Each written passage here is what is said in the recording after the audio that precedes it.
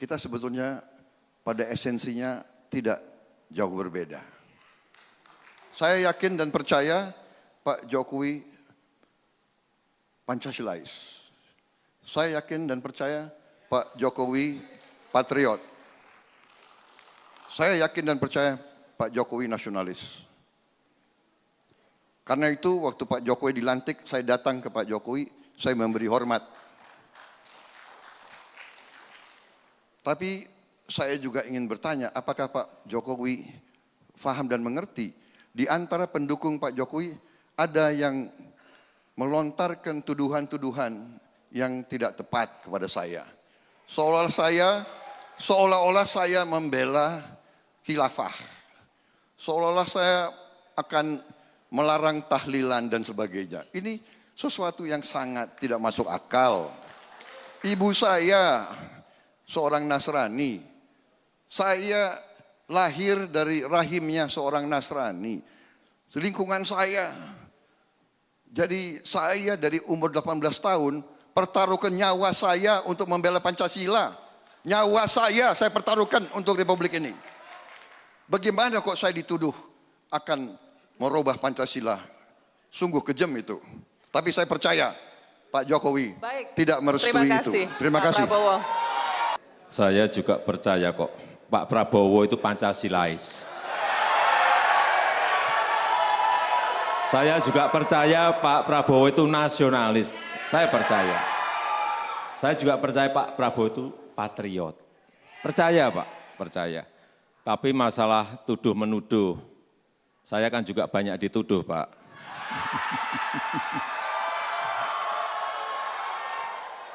Empat setengah tahun ini saya juga dituduh Pak Jokowi itu PKI. Ada yang menuduh seperti itu. Saya juga biasa-biasa saja, nggak pernah saya jawab. Yang paling penting, marilah kita bersama-sama membumikan Pancasila, sehingga dalam kehidupan sehari-hari kita ini pemimpin-pemimpin bisa memberikan contoh-contoh yang baik. Tidak saling menghujat, tidak saling menghina, tidak saling meremehkan, tidak saling menjelekkan. Yang itu sekarang ini kita lihat, saya ngomong apa dengan di politikus-politikus kita. Kenapa tidak memberikan contoh-contoh yang baik? Bagaimana sopan santun, tata krama, saling bertoleransi, saling berkawan, saling bersahabat. Kenapa tidak seperti itu yang kita lakukan? Sehingga contoh kepada anak-anak muda bisa kita Terima kasih berikan Bapak Joko Widodo. Waktunya sudah habis. Telah dijawab oleh kedua kandidat. Jadi masalah pertahanan keamanan ini saya kira, maaf Pak Jokowi, mungkin Pak Jokowi dapat briefing-briefing yang kurang tepat. Jadi 107 triliun itu ya 5% dari APBN kita, 0,8% dari GDP kita. Padahal Singapura itu anggaran pertahanan 30% dari APBN-nya. 30%. 3% dari GDP mereka. Saya hanya mengatakan, saya pengalaman Pak di tentara, budaya ABS banyak Pak. Kalau ketemu Panglima, siap Pak, aman semua Pak, terkendali Pak, radar cukup Pak. Pak, tidak benar Pak, tidak benar. Jadi itu aja Pak, saya tidak menyalahkan Bapak. Ini budaya Indonesia, ABS, iya, ABS. Jadi mohon kita kaji, pertahanan sangat penting. Kita tidak mau mengancam siapapun, tapi kita lemah Pak. Mungkin Menteri Terima Bapak kasih Bapak Prabowo Subianto. sudah beritahu nggak berapa peluru, berapa hari Bapak. peluru kita perang. Sekali lagi cukup, waktunya habis. Terima kasih, baik. Silakan. Saya melihat Pak Prabowo ini tidak percaya pada TNI kita. saya yang sipil, saya sangat percaya kepada TNI yang kita miliki. Sangat percaya, karena misalnya yang seperti tadi saya ceritakan di Natuna, saya lihat sendiri kok dibangun di sana, di Sorong juga sudah mulai dibangun, saya cek, ada benar barangnya. Tetapi yang paling penting menurut saya dalam rangka masih kurangnya anggaran pertahanan kita, ya kita bangun dengan cara investasi di bidang alutsista. Jangan belanja tapi investasi. Apa itu? Artinya setiap anggaran yang ada di Kementerian Pertahanan itu harus kita pakai untuk membangun industri alutsista kita. Baik berupa tank, kita telah memiliki tank Harimau. Kita juga telah memiliki kapal selam hasil kerjasama kita dengan negara lain yang namanya kapal selam Dadali. Karena kita belum siap untuk mengerjakan itu. Kalau investasi di bidang pertahanan ini terus kita lakukan. Saya yakin kita akan memiliki alutsista yang baik, tapi kita juga memiliki teknologi, menguasai teknologi dan bisa transfer of knowledge dari yang sudah memiliki Terima teknologi kasih Bapak Joko Widodo, waktunya sudah habis. Iya, jadi kembali bagi saya realita bahwa hubungan antara negara, tentunya tiap negara harus mempertahankan kepentingan nasionalnya dan ada yang disebut the core national interest. Jadi kepentingan nasional yang inti. Masalahnya Pak Jokowi, saya ini memang profesi saya, bidang saya adalah pertahanan keamanan. Saya pelajari ilmu perang, ribuan tahun, sejarah perang saya pelajari. Teknologi saya masih kuasai Pak, saya tahu jarak-jarak peluru kendali masih saya tahu. Jadi saya mohon Pak, ini bukan menyalahkan, tapi saya berpendapat kekuatan pertahanan kita sangat rapuh dan lemah. Bukan salah Bapak, salah nggak tahu saya. Elit, ya, yang ketawa.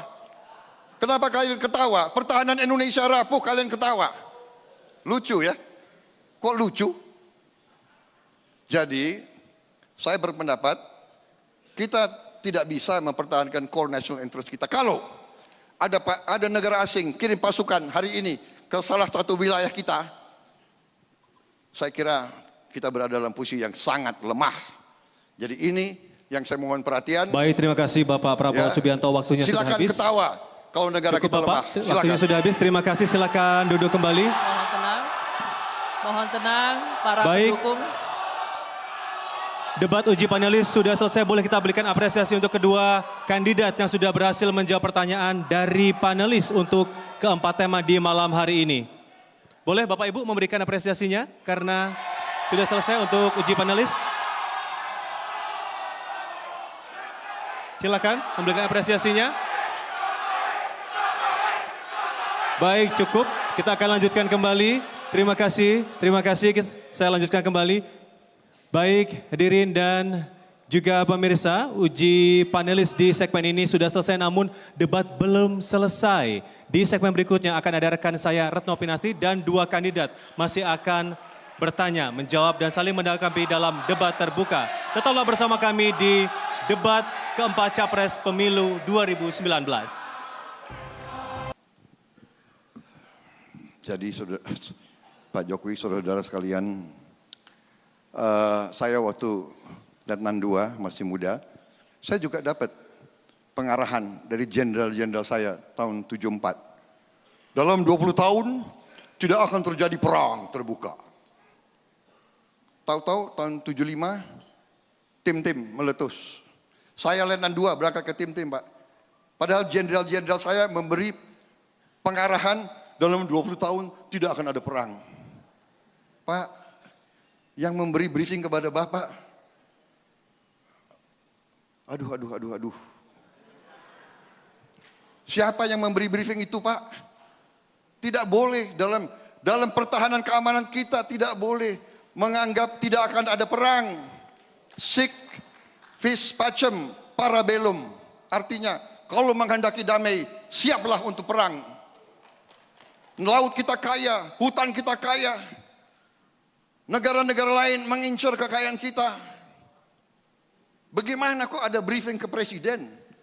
20 tahun tidak akan ada invasi. Itu tidak benar. Saya katakan di sini, Pak, tidak benar itu, Pak. Yang beri briefing Bapak harus, saya nggak tahu deh apa dia apa ini. Kalau saya presidennya, ya saya ganti itu yang kasih briefing itu. Karena saya mengalami tidak benar, tidak boleh ada yang mengatakan dalam sekian tahun tidak akan perang. Kita tidak tahu niat orang lain, kita tidak tahu.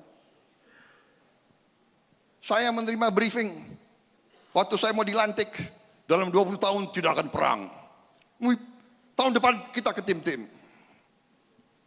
Ini menurut saya penyakit bangsa Indonesia.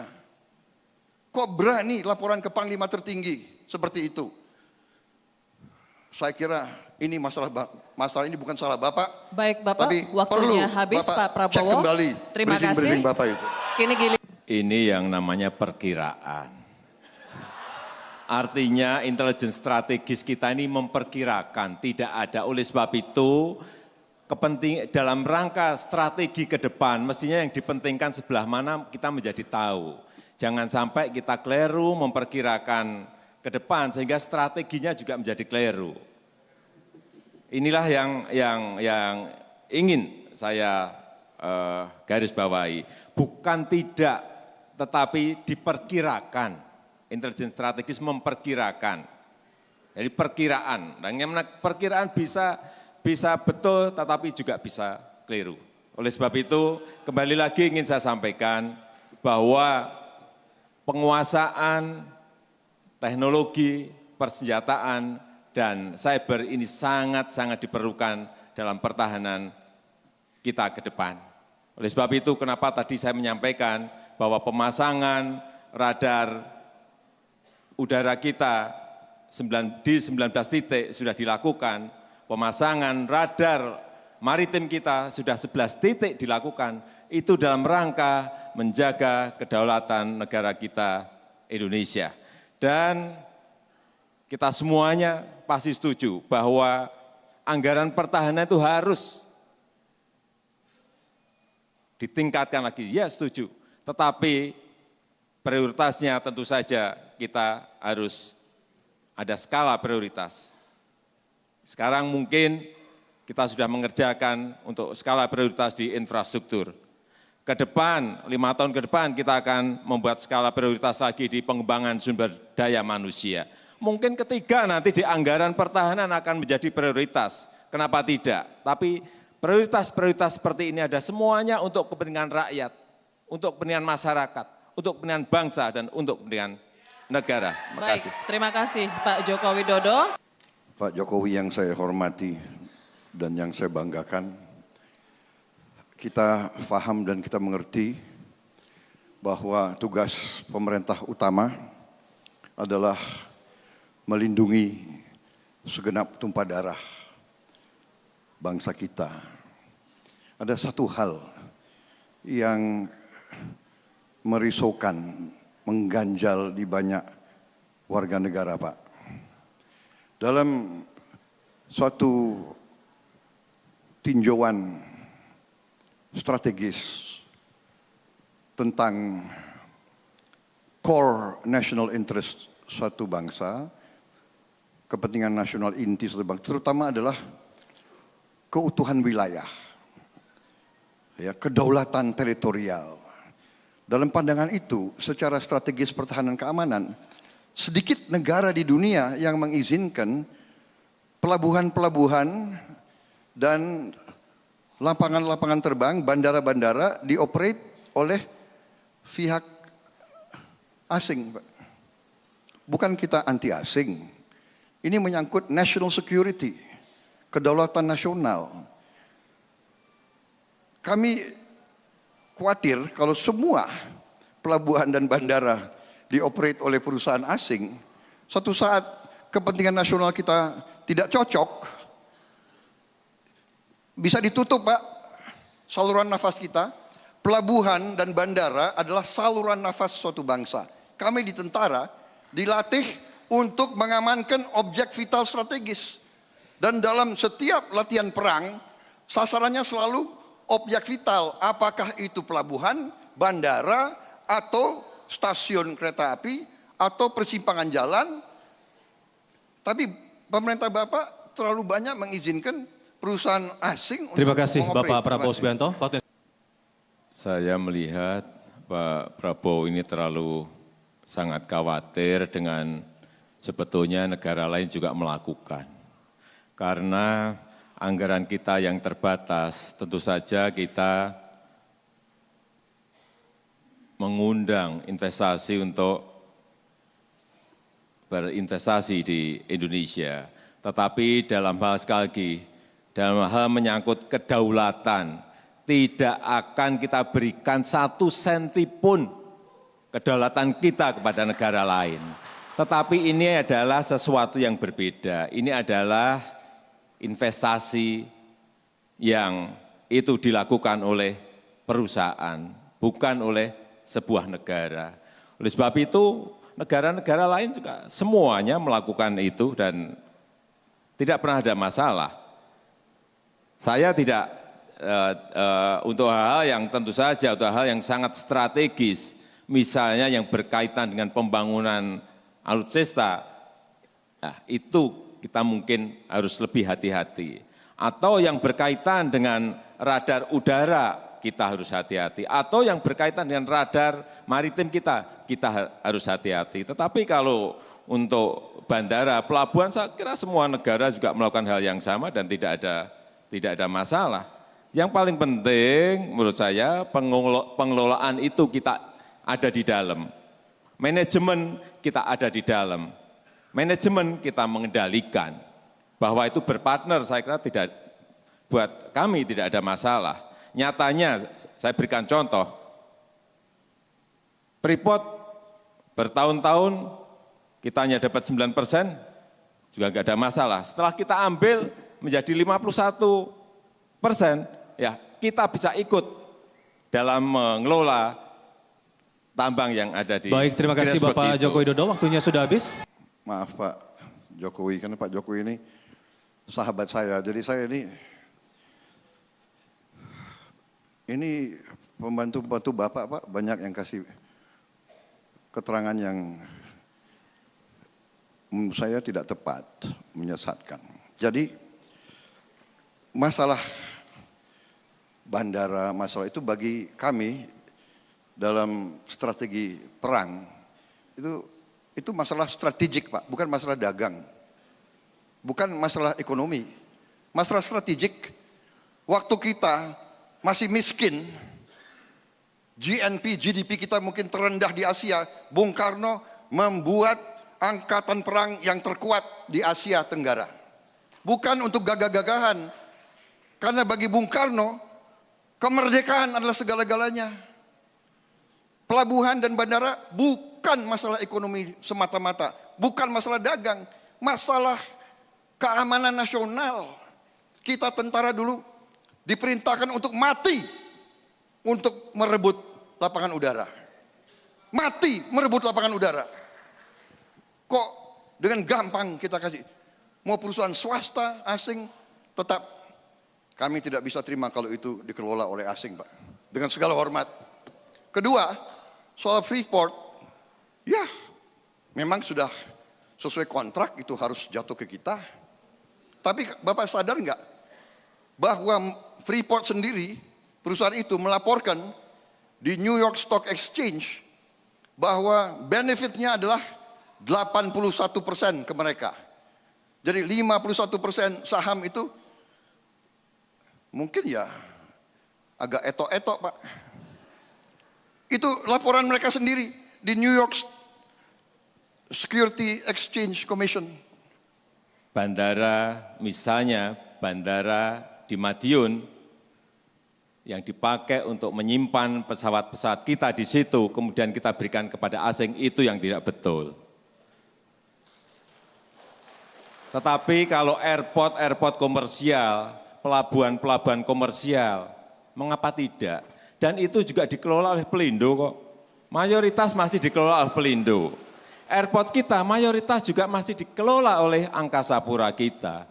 Jadi menurut saya dalam hal untuk transfer of knowledge, transfer of teknologi, transfer of management, transfer of system, kenapa tidak kita berpartner dengan perusahaan-perusahaan yang memiliki kemampuan manajemen yang lebih baik, tetapi yang kita berikan sekali lagi bukan bandara-bandara yang strategis yang dipakai oleh Angkatan Udara kita, yang dipakai oleh Angkatan Laut kita, atau yang dipakai oleh Angkatan Darat kita. Saya kira ini sangat berbeda sekali Pak Prabowo, pandangan kita dan sekali lagi, investasi-investasi seperti itu masih kita perlukan dalam rangka membangun infrastruktur di negara kita yang sangat ketinggalan dari negara-negara lain. Stok infrastruktur kita ini masih 37%, sangat jauh. Sehingga biaya transportasi, biaya logistik kita menjadi sangat tinggi sekali. Dibandingkan Singapura dan Malaysia 2,5 kali lipat. Ini jadi larinya ke ekonomi. Tapi ya itulah fakta yang harus saya sampaikan pada malam hari ini. Terima kasih. Terima kasih Bapak.